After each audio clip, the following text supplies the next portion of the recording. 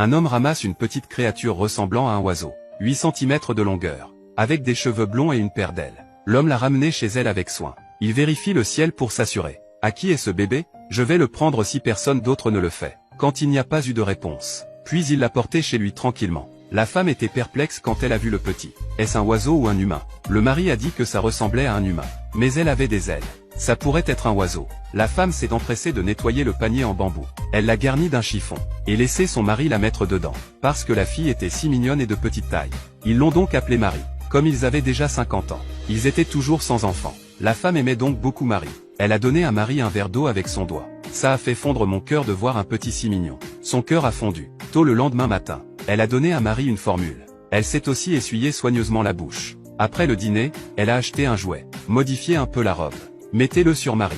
Elle a enlevé ses chaussettes, fait un manteau à Marie, couvert les ailes de Marie, puis il a poussé le chariot à l'extérieur. Tous les habitants de la ville sont venus voir Marie, avec des sourires heureux sur leur visage. Regardez Marie tout le temps. Marie s'est sentie un peu effrayée. Sa femme a repoussé Marie immédiatement. Le temps a passé. Marie grandit. Marie, qui ne pouvait pas marcher, continuait à battre des ailes. Elle voulait voler. Sa mère a appelé son mari. Les deux s'assoient sur un tabouret. Ils ont regardé Marie voltiger dans l'enclos des poules. Marie commence à se plaire ici. Le soir, il y a un bruit au-dessus de nos têtes. C'était un troupeau d'oies. Bien qu'elle ait désespérément besoin de liberté. Mais après avoir vu ses parents aimants, elle bâtit à nouveau des ailes et s'endormit dans l'eau. Elle s'est endormie entre eux. Et le temps a tourné à nouveau. Et elle est devenue beaucoup plus grande. Et ses ailes sont devenues de plus en plus dures. C'est une fille avec des ailes de poulet, élevée par sa femme avec le dur labeur des vers. Ce qui est encore plus étrange, c'est qu'à l'âge de 2 ans, elle ne peut toujours pas parler. Tout ce qu'elle peut faire, c'est crier. Elle pense. C'est parce qu'elle ne lui avait pas appris à parler. Donc quand elle faisait la lessive ou la cuisine, elle a appris à Marie à parler. Elle a donc enseigné à Marie pendant 1 an. On ne lui avait toujours pas appris à parler. Marie ne pouvait que gazouiller comme un oiseau. Cela a été une grande source de frustration pour le couple. Dans les jours qui ont suivi, Marie aimait l'air de là-haut, toujours restée sur le comptoir. Quand elle a vu l'araignée sur le sol, Marie est descendue de l'armoire. Et je l'ai mangée d'un trait. Marie a le sang d'un oiseau dans son corps. Il n'y avait pas d'issue. Voir Marie manger si bien. Sa femme lui a apporté une assiette de délicieux vers. Un jour, sa femme a emmené Marie au restaurant pour dîner. Soudain, un chasseur est apparu avec un faisan sur son dos. Elle était si effrayée qu'elle a dit à Marie de se cacher dans les toilettes. Et a fermé la porte. Mais en un rien de temps, quand elle a ouvert la porte à nouveau, tout ce qui restait sur le couvercle des toilettes était une paire de petites chaussures rouges. Elle a levé les yeux et a vu. Marie s'était envolée de la fenêtre. Elle avait suivi le troupeau d'oies. Un peu malhabile lors de son premier vol. Après quelques flûtes, elle est tombée directement du ciel.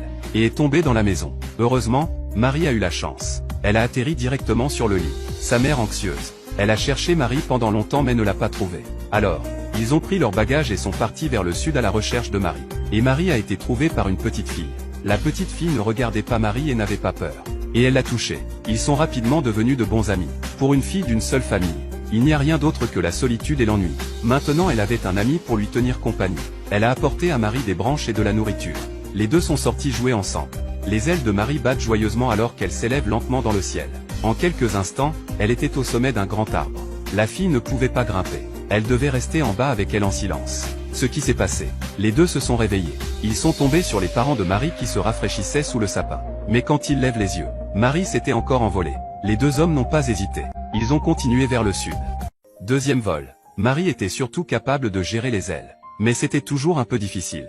Soudain, les oies voient que Marie ne sait pas. Ils commencent à l'attaquer. Marie, qui était si faible, est tombée à la renverse. Elle tombe par hasard sur le clocher. Elle a été trouvée par les habitants de la ville. Les pompiers sont arrivés sur les lieux. Il leur a fallu déployer tous leurs efforts pour atteindre l'étage supérieur. Mais, Marie s'était déjà envolée. Puis il est monté sur le mur et a dit qu'il criait à l'aide. L'homme a ensuite été licencié. Il a conduit le couple vers la forêt lointaine.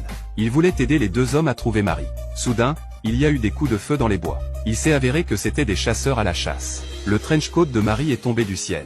Elle est tombée dans un puits profond. Comme le pompier avait le vertige, la fille a dû descendre toute seule. Il a suivi la corde jusqu'au fond du puits. Après avoir cherché pendant des heures dans le puits sec, il n'y avait aucun signe de Marie. Cela signifie qu'il y avait une bonne chance que Marie soit encore en vie. Ce soir-là, les pompiers ont trouvé Marie coincée dans une branche d'arbre. Ils ont donc trouvé le courage de grimper dans l'arbre. Il a pansé les blessures de Marie, et a sauvé Marie. Cela a rendu le couple heureux et triste, parce qu'ils n'avaient pas encore vu leur fille. Donc la paire a continué à rouler sur.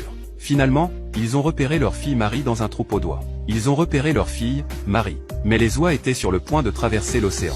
Le couple était très inquiet pour leur fille. Et si elle tombait, ils ne pouvaient que s'asseoir sur le rivage, laissant des larmes dans leurs yeux alors qu'ils priaient pour leur fille. Malheureusement, le danger était toujours là.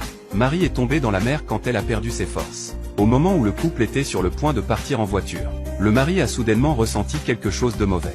Il est revenu avec ses bagages. Ils ont retrouvé leur fille, qui avait été emportée par les vagues.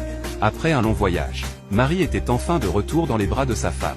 Elle sautait de joie. Mais le lendemain matin, Marie n'arrêtait pas de frapper contre la fenêtre. Plus que la chaleur d'un foyer. Il semblait vouloir la liberté plus que la chaleur d'un foyer. Craignant que sa fille ne soit blessée, ils ont dû emmener leur fille à la plage tôt le matin. Jeter leurs mains ensemble. Ils ont regardé leur fille s'envoler lentement au loin, malgré la tempête qui s'annonce. Mais ils ont laissé Marie, pour vivre la vie qu'ils voulaient. Ce dont un enfant a besoin. Les parents font ce qu'ils peuvent. Peut-être que c'est la grandeur de l'amour.